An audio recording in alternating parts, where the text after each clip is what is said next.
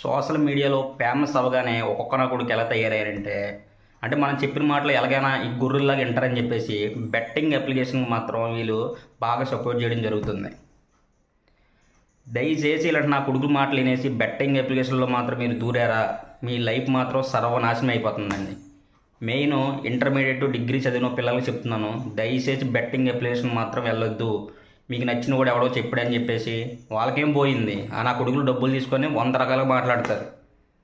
కానీ దాంట్లో ఒక్కసారి నువ్వు బానిస అయ్యావా నీ లైఫే కాదు కదా, మీ ఇంటి లైఫ్ మీ అమ్మ నాన్న అందరి జీవితాలు కూడా నాశనం అయిపోతాయి. ఒక్కసారి గుర్తించుకోండి. ఈ మధ్య ఒక వీడియో చూశాను, ఆడెవడో లోకల్ బాయ్ నానిగాడంట. అలా ఆవిడేమో 40,000 షాపింగ్ కావాలంటే 40,000 ఎందుకు 50,000 తీసుకొని 5 నిమిషాలు ఇచ్చేస్తున్నాడు. ఆడికేం పోయింది, వాడికేమో బెట్టింగ్ అప్లికేషన్ ఇస్తారు. కానీ ఆడిని నమ్మి మనం దూరేమనుకో మన జీవితాలు నాశనం అయిపోతాయి. దయచేసి